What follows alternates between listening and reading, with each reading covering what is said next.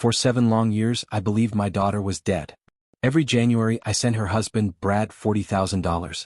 I worked hard for that money. I earned it running a small grocery store. My back hurt every day. My hands ached. But I never complained. I thought I was helping my granddaughter, Ivy. I thought I was honoring my daughter, Willa. And I thought I was doing what family was supposed to do. For 7 years I never missed a payment. Then one afternoon everything changed. It was a warm Saturday in September. Ivy and I were sitting on our favorite bench in Riverside Park. We had just bought ice cream. Chocolate chip for me. Strawberry swirl for her. It was our little tradition. Ivy was 7 years old. She looked so much like her mother that sometimes it hurt to look at her. The same bright eyes. The same smile. That afternoon she was telling me about a spelling test. I got an A, Grandpa. I smiled. I'm proud of you. She smiled back. Then suddenly her smile disappeared. Her face became serious. Very serious. She looked around as if she wanted to make sure nobody was listening. Then she leaned close. Grandpa, please stop sending Daddy money. I stared at her. What? The money, she whispered. Please stop. My heart started beating faster. What are you talking about? Her little fingers grabbed my sleeve. There's something you need to see. Fear filled her eyes. Real fear. The kind no child should ever have. What do you mean, sweetheart? She looked down. Just watch him. Watch who? Daddy. Before I could ask anything else, she stood up. We have to go. Ivy, wait. But she shook her head. Just watch him, Grandpa. Then she walked away. I sat there frozen. I couldn't stop thinking about her words. Watch him. That evening I drove Ivy home. Brad was waiting outside. His face looked annoyed. You're late. Traffic, I said. Ivy hurried into the house without saying goodbye. Brad barely looked at her. Go to your homework. She nodded and disappeared. Something felt wrong. I couldn't explain it. Maybe it was the way she looked scared. Maybe it was the way Brad ignored her. Maybe it was both. Before I left, Brad stopped me. Any chance you can send next year's payment early? I blinked. Next year's payment? Yeah. Got expenses. It was only September. The payment wasn't due until January. What expenses? House stuff. His answer came too quickly. Then he shrugged. Forget it. He went inside and shut the door. I sat in my car for several minutes, thinking. $40,000 every year. $280,000 total. Where had all that money gone? That night I couldn't sleep. The more I thought about it, the more questions I had. Why was Ivy scared? Why did Brad always ask for money early? Why had he never shown me where the money was going? I pulled out old bank records. 7 years of transfers. 40,000. 40,000. 40,000. Every year. The number stared back at me. I started looking through old text messages. Almost every conversation had been started by me. How's Ivy? Does she need anything? Can I take her to the park? Brad's answers were always short. She's fine. Sure. We're good. Nothing more. No stories. No updates. No gratitude. Nothing. The more I looked, the worse I felt. Something wasn't right. The next morning, something happened that made my stomach turn. A woman walked into my grocery store. Dark hair. Leather jacket. About 35 years old. She bought only 2 things. Coffee. And cinnamon. Nothing else. When I greeted her, she barely looked at me. Then she left. 20 minutes later, I looked outside and saw her getting into a car. Brad's car. The woman smiled at him. He smiled back. Then they drove away together. I stood frozen. Who was she? Why had Brad never mentioned her? I thought about Ivy. I thought about her warning. Watch him. Suddenly those words felt much bigger. That evening I called my oldest friend. Roger Stevens. A retired detective.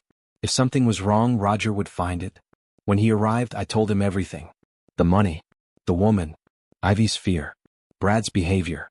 Roger listened quietly. When I finished, he folded his arms. Something doesn't add up. You think so too? Absolutely. For the first time I felt less crazy. Roger agreed to investigate. 3 days later he called me. His voice sounded serious. I found the woman. My heart jumped. Who is she? Roger was silent for a moment. Then he spoke. Her name is Natalie. The name hit me like a punch. Natalie. Willa's best friend. I hadn't heard that name in years. That's impossible. I wish it was. My hands started shaking. 7 years ago, Natalie had disappeared from our lives right after Willa's accident. Nobody had talked about her since. Now she was secretly meeting Brad. Roger continued. There's more. My stomach tightened. What? They'd been seeing each other for years. Years. Not months. Years. I couldn't breathe.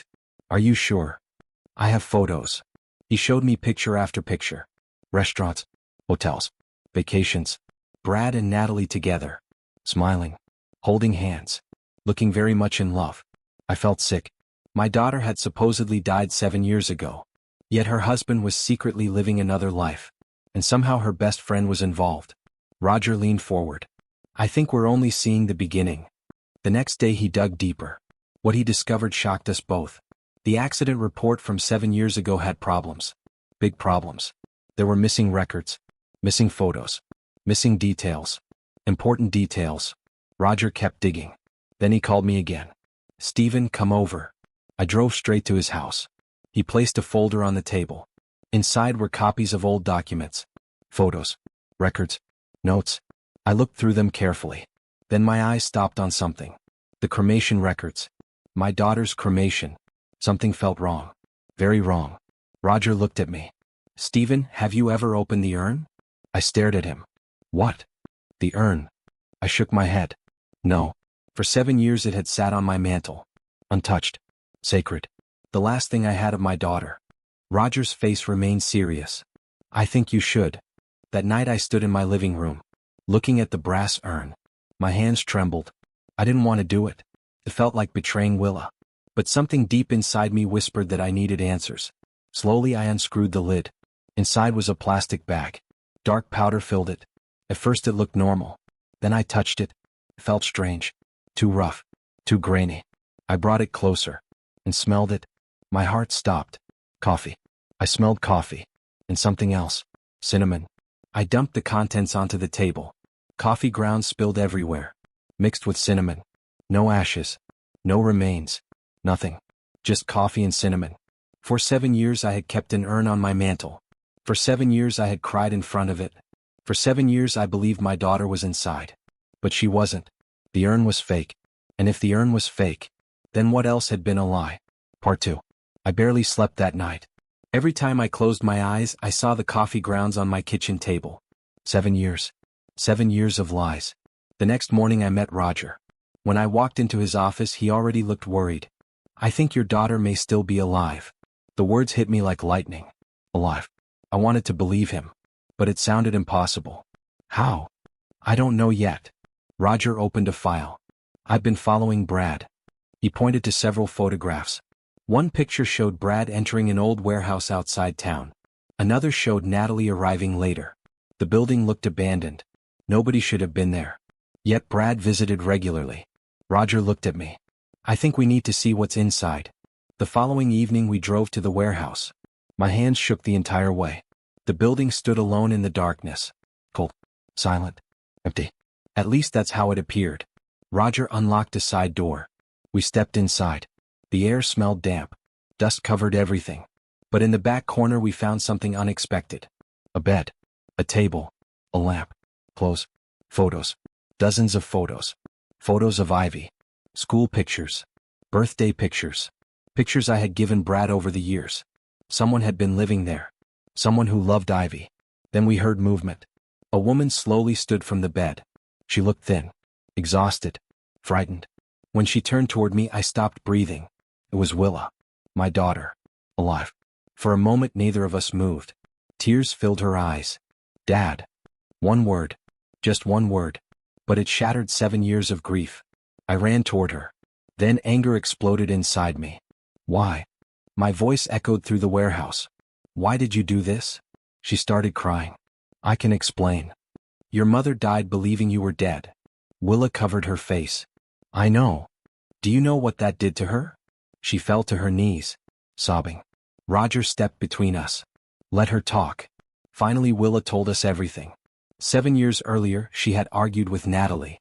The argument became physical. Natalie fell. Stopped moving. Willa panicked. Then Brad came home. He checked Natalie. Then told Willa she was dead. According to Brad, the police would arrest her. She would go to prison. She would lose her baby. Lose everything. Terrified, Willa believed him. Brad told her there was only one way to stay safe. Disappear. I'd trust him. And she did. For 7 years. She lived in that warehouse believing she was a criminal. Believing she was protecting her daughter. Believing Brad loved her. Then Roger showed her the truth. Photos of Brad and Natalie together. Years of secret meetings. Years of lies. Natalie had never died. Not even close. The whole thing had been staged. Brad and Natalie had tricked Willa. They wanted her gone. Out of the way. Easy to control. Willa stared at the photographs. Her face turned white. He used me. I nodded slowly. Yes. Then Roger showed us something else. Bank records. An offshore account. The account had been receiving money for years. My money. Every dollar I had sent for Ivy. Nearly $300,000. Brad wasn't saving it for Ivy. He was hiding it. Planning to run away with Natalie. When Willa realized what had happened, she broke down completely. She cried for her mother. For lost years. For Ivy. For everything she had missed. I held her hand. For the first time in 7 years, I held my daughter's hand. And I promised her one thing. We're going to fix this. The next few days moved quickly. Roger contacted the authorities. Evidence piled up. Financial fraud. False records. Deception. Manipulation. Everything started falling apart for Brad. Then came the hardest moment. Meeting Ivy. We arranged a quiet meeting. No pressure. No surprises. Just family. When Willa walked into the room, Ivy stared at her. Confused. Nervous. Curious. For several seconds nobody spoke. Then Willa knelt down. Tears filled her eyes. Hi, Ivy. The little girl looked at her carefully. Are you my mommy? Willa broke down crying. Yes. Ivy ran into her arms. And the room filled with tears. 7 years had been stolen from them. But in that moment they finally found each other. Months later life looked different. Better. Not perfect, but better. Brad and Natalie faced serious consequences for what they had done. The money trail exposed everything. Their lies couldn't survive the truth. Willa began rebuilding her life. Slowly. Carefully. She attended counseling. Spent time with Ivy. Learned how to be a mother again. And Ivy? She smiled more. Laughed more. She wasn't afraid anymore. One Saturday afternoon, we returned to Riverside Park. The same bench. The same ice cream. Only this time there were 3 of us. Me, Ivy, and Willa. The sun was setting. Children laughed nearby. For the first time in years, peace filled my heart. I looked at my daughter. Then at my granddaughter. And I realized something important. Lies can survive for years. Sometimes even decades. But the truth has a strange way of finding the light. All it takes is one brave person willing to speak. In our case, that brave person was a 7-year-old girl sitting on a park bench. A little girl who whispered, "Grandpa, please stop sending him money." Those words saved our family. And gave us a second chance we never thought we'd have. I barely slept that night. Every time I closed my eyes, I saw the coffee grounds scattered across my kitchen table. For 7 years, I had believed my daughter's ashes were inside that urn. For 7 years, I had talked to it, cried in front of it, held it during holidays when the pain felt too heavy. And now I knew the truth. There had never been any ashes. Just coffee grounds and cinnamon. The same 2 things that strange woman had bought from my store. The same woman who turned out to be Natalie, Willa's best friend. The woman who had disappeared right after my daughter's supposed death. By sunrise, my entire world had changed. I drove straight to Roger's house. He was already waiting. His desk was covered with papers, photographs, and investigation notes. When I walked in, he looked up slowly. Then he said the words that changed everything. "Stephen, I think your daughter is alive." I froze. For a second I couldn't breathe. Alive. The word felt impossible. Dangerous. Beautiful. Terrifying. I wanted to believe it.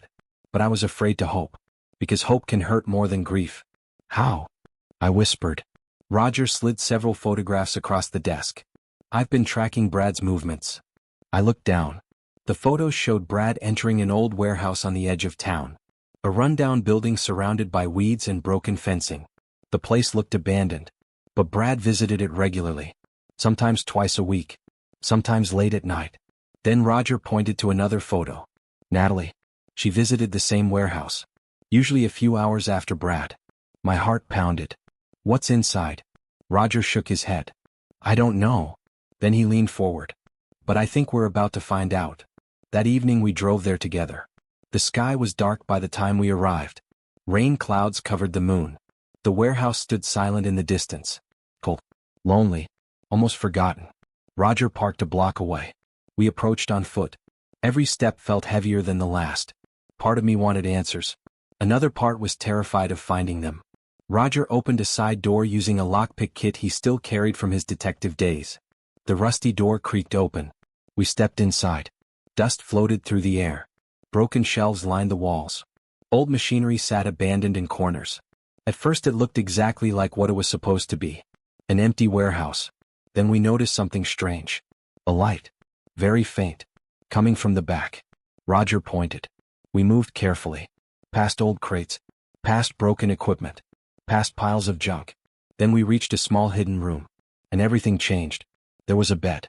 A lamp. A small bookshelf. A table with family photographs. A closet. Someone lived here. Someone had been living here for years. Then I saw the photographs. Pictures of Ivy. School photos. Birthday photos. Christmas photos. Photos I had given Brad over the years. Whoever lived here loved my granddaughter deeply. Suddenly a shadow moved. A woman slowly stood up. She looked frightened. Thin. Tired. Older than she should have been. She turned toward us. And my heart stopped. Dad. I couldn't move. I couldn't speak. I couldn't think. It was Willa. My daughter. Alive. For a moment the world seemed to disappear. 7 years of grief. 7 years of loneliness. 7 years of pain. Gone in a single second. Tears filled my eyes. Willa. She began crying. I ran toward her. We hugged each other tightly. Neither of us wanted to let go. But then another emotion arrived. Anger. Hot. Sharp. Overwhelming. I pulled back. Where have you been? She looked down. I'm sorry. Sorry? My voice cracked. Your mother died believing you were dead. Willa covered her mouth. Fresh tears rolled down her cheeks. I know.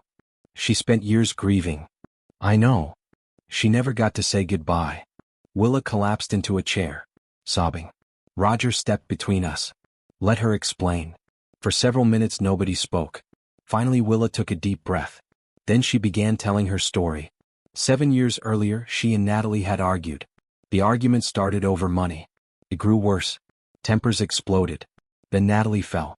Hit her head. Stopped moving. Willa panicked. She thought she had killed her best friend. At that moment Brad came home. According to Willa, he checked Natalie's pulse. Then looked terrified. She's dead. Those 3 words changed everything. Willa was pregnant with Ivy at the time. She was scared. Confused. Desperate. Brad convinced her that the police would arrest her. That she would go to prison. That she would lose her child forever. Then he offered a solution. Disappear. Hide. Stay out of sight until he could fix everything. Willa trusted him. Because he was her husband. The man she loved. The father of her child. So she followed his plan. Brad secretly moved her into the warehouse. He promised it would be temporary. A few weeks. Maybe a few months. But weeks became months. Months became years. Every time Willa asked questions, Brad gave excuses. The investigation is still active. The police are still looking. It's not safe yet.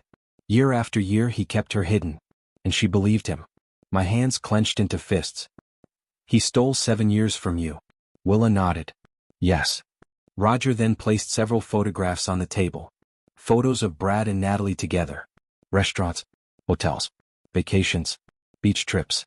Romantic dinners. Years of evidence. Willa stared at the pictures. At first she looked confused. Then shocked. Then completely devastated. She's alive. Roger nodded. Yes. Willa shook her head repeatedly. No. She never died. No. The entire thing was a lie. Willa began crying harder than before. Everything she had sacrificed. Everything she had lost. Everything she believed. It had all been built on deception. Brad and Natalie had planned it together. Roger had uncovered proof. Phone records. Financial transactions. Messages. Secret accounts. The truth was ugly. Brad and Natalie had fallen in love years earlier. They wanted Willa gone. But they also wanted access to my money. So they created the perfect trap. Fake Natalie's death. Convince Willa she was responsible. Hide her away. Collect my yearly payments.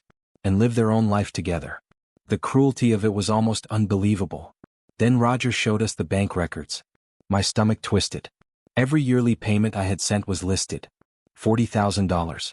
Every January. Without fail. The money never went to Ivy. Never went toward school. Never went toward a college fund. Instead it was transferred into offshore accounts controlled by Brad. Nearly $300,000. Stolen. While Willa sat hidden in a warehouse. And Ivy grew up without her mother. I felt sick. Willa stared at the records. Then looked at me. "I'm so sorry, Dad."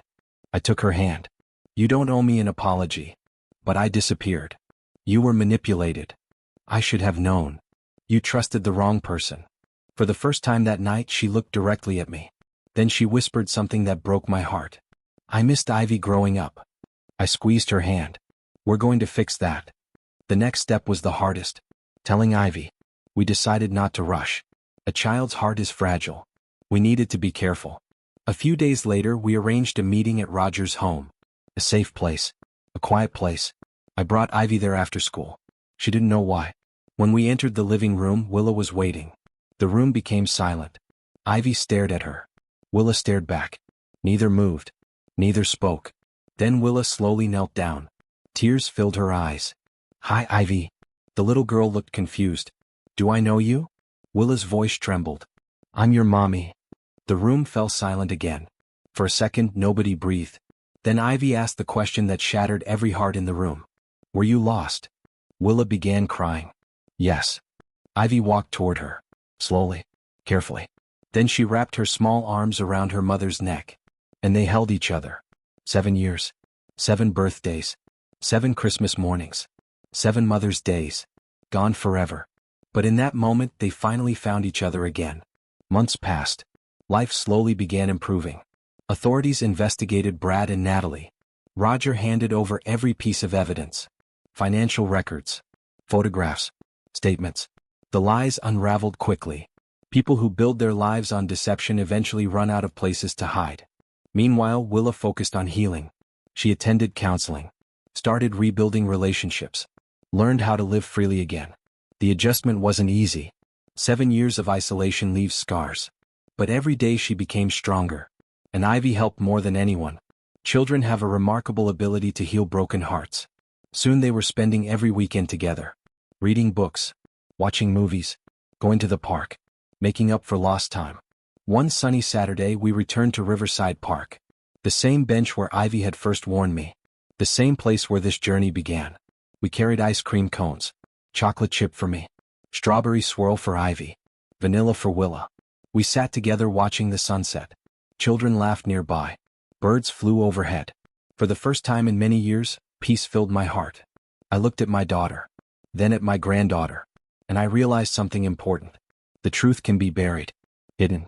Covered by lies. But it never stays buried forever.